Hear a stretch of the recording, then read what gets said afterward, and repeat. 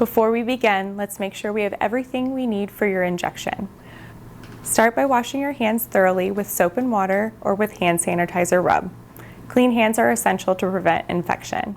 You'll want your testosterone vial as well as your syringe and an alcohol swab. For females, our dose we are going to demonstrate is 2 units.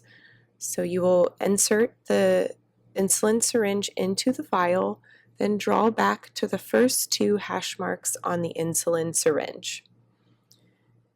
It is very important that you only draw up what is prescribed by your provider. Then withdraw the needle and you are ready to inject. For men, we typically use a much larger dose of 50 units. In order to draw that dose up out of this vial, we need to utilize a larger size needle for drawing the medication and then a smaller needle to inject the medication. You'll start with the 18 gauge needle and attach that to your syringe. You'll want to place the needle on the syringe,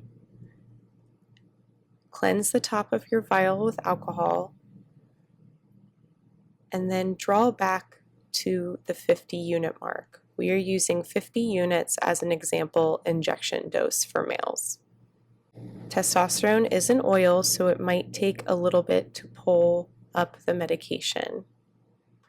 Take your time, and if any bubbles are in the syringe, you can tap the side of the syringe to bring those to the top and then push them back out.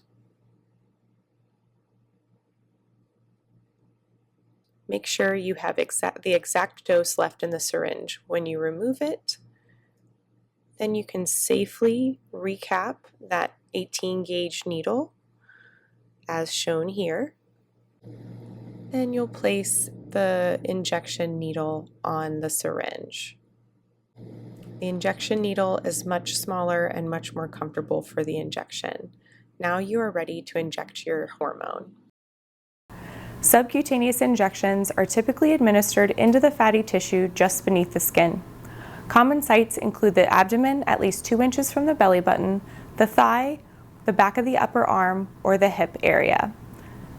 Today we'll demonstrate injection in the abdomen, which is a popular and accessible site. After selecting your injection site, disinfect the area with an alcohol swab and allow it to dry. Gently pinch the skin around the injection site to lift the tissue. Insert the needle at a 90-degree angle to the skin and slowly push the plunger to inject the peptide. Take your time to ensure the medication is delivered smoothly and fully. Once the injection is complete, remove the needle at the same angle it was inserted, apply gentle pressure with gauze, and if necessary, you can cover the site with a bandage. Dispose of the used needle and syringe immediately in a sharps container to maintain safety. It's normal to experience mild discomfort or a little bit of redness at the injection site, but this should go away quickly. If you notice any significant swelling, redness, pain, or if you experience unusual symptoms, contact your healthcare provider right away.